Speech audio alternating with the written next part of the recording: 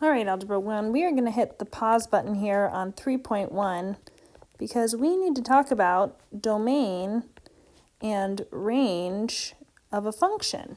And you might have heard of these before, but we're going to go ahead and define them for you specifically. So let's, of course, define function. Even though you've already written it down before, we're going to exactly go over it one more time. A relation that pairs each input with exactly one output. Oops, I ran out of room. And as a reminder, these inputs, they are our x values, right? They're the x values on that point that we work with. And those outputs are our y values. So when we think about a coordinate point, we have our x values and our y's values, also known as our input and our outputs of our function. And that leads us directly into our domain and range. So let's define our domain. So a domain, specifically of a function, is the set of all possible inputs, also known as our x values. And if you're thinking about this in terms of real life, you of course can think about a toaster, and there's only certain things that you can put into a toaster. You can put bread, you can put Pop-Tarts, you can put waffles or Eggos, right? You can't put a shoe in a toaster though, so you can only put certain things. And then we have our range, which is the set of all possible outputs, also known as our y values. So there's only certain things that you, of course, can get out of a function. If you put something in, you can only get a certain thing out. And I want you to go ahead, you can leave a little bit of room right here, because in class tomorrow, we're going to talk about how can you remember these terms. So how do you know that domain means x values and range means y values? I want you to think about that and come up with some ideas for me. But we, of course, need to go over some examples. So I'm going to start with example 1, and I need to actually import a photo here. We'll start with this guy. All right, so here's my photo. It's my graph. Oops, sorry guys. Let's get my, see if I can do this a little bit smaller here for you. It's a picture of a graph. You can, of course, jot it down. So on this one, we're going to talk about all of my domain. So I'm going to start with, actually we'll stay with pink here. So my domain on this one. And as you can see here, my domain, I'm actually just going to go ahead and I'm going to list out the values here. So here it's going to be 0, 1, 2, 3, and 4, because those are all the x values that this can be. If you're thinking about this point, for example, this is the point 2, 4. This is the point 0, 0. This is the point 1, 2. This is the point 3, 6, and 4, 8. So my domain, and how we write this kind of domain is that we put a little bit of a bracket and then we start writing our x values. So we have 0, 1, 2, 3, and 4, and then I go ahead and close my bracket there. That's my domain.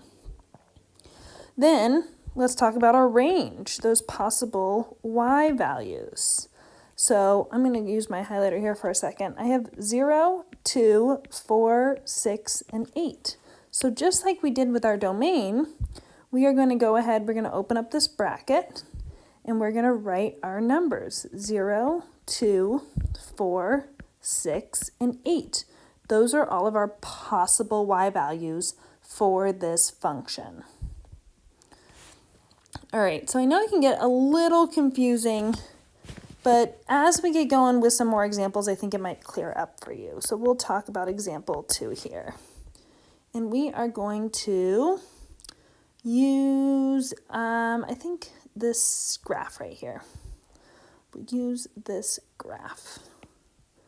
I'm going to shrink it down a little bit for you and move it over. And again, if you are writing this down, it might be a good idea just to kind of sketch it or look at it for right now and have this video to return to. All right, so our domain on this one's a little weird because you can't see the axes, but you do have the points here. So our domain is going to go from -7, and then it's going to go all the way up to 5. And it's going to include, if you can see on this line here, it's going to include all the numbers in between there. So I'm going to write my domain a little bit differently on this one. And this is why we had to talk about those compound inequalities, is because we're going to talk about this kind of on a number line. It's going to go from -7 all the way to 5. So we're going to say -7, x, and 5. And then we're going to go ahead and kind of fill in these alligators again because it's less than or equal to, less than or equal to, because of these black dots. If it was an open circle, of course, we would adjust our inequalities from there. So that looks a little bit different than before, but that's because it includes all x values from -7 all the way up to 5. I'm going to switch to a darker purple so that you start to see the y values. Now the y values are tricky because you can obviously see here that 11 is the highest one, but if you notice is that this goes all the way down to 3.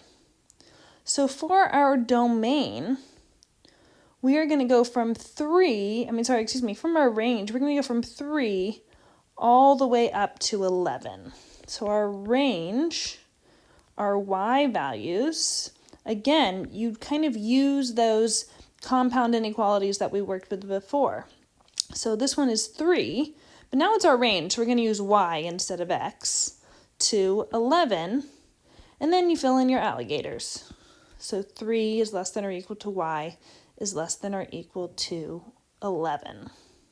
All right, I'm going to stop here for a second and talk about 2 more words that we need to add to our vocabulary. And those are the words continuous and discrete. So this is an example of a continuous domain. And a continuous domain is listed in this interval. We'll go back and spell that one. Interval notation, like that compound inequality. So it's talking about a continuous amount of numbers, right? There's all sorts of numbers in there. Then we also have this one up here, which is called discrete domain. And a discrete domain is listed numbers. So we actually go ahead and we list those individual numbers out. So a lot of times we see this with points on a graph or a table of values. So that discrete domain is when it only can be certain numbers, and the continuous domain is when it goes ahead and it's connected by either a line or a curve. You have all sorts of new information heading out to you today on these notes. So we do have, of course, some more for you to practice with.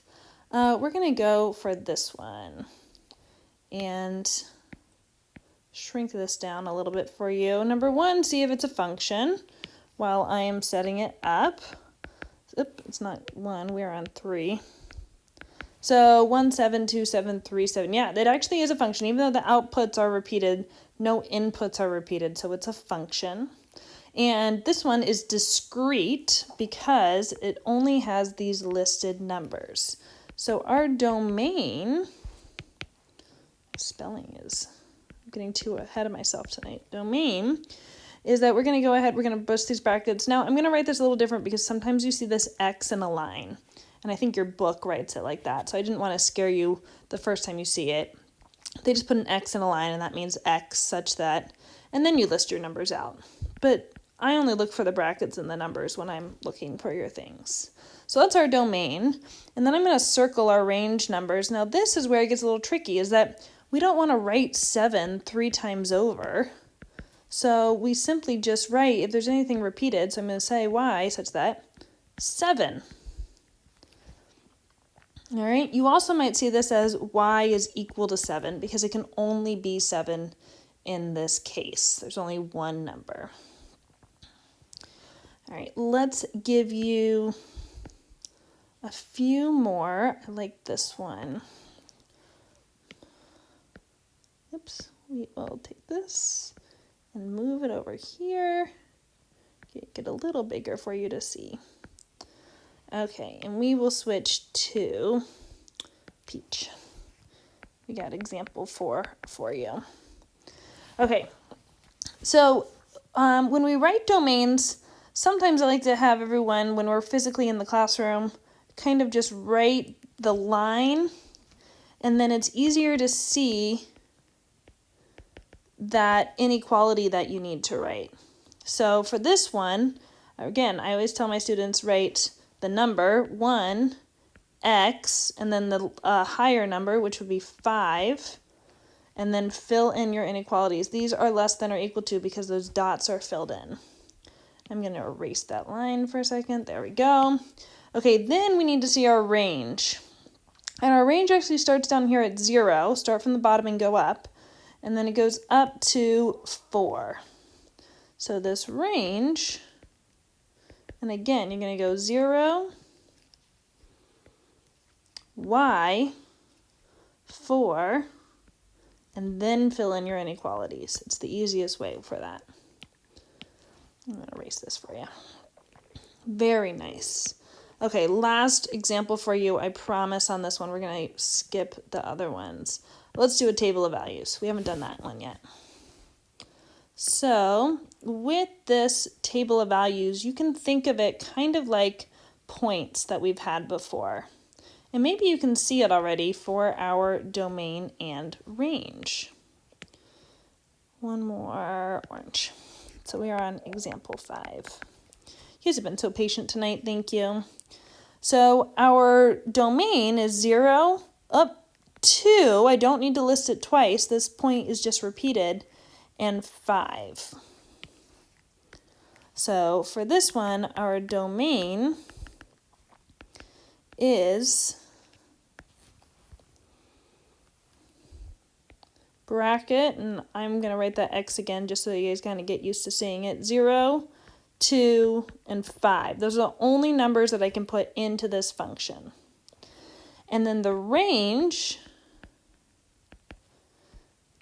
bracket, y such that, and this is going to be, I'm going to actually start at the lower number. So I'm going to go -1, then I'm going to go to 4, then I'm going to go to 8, because I like to list it from least to greatest when we're listing those numbers.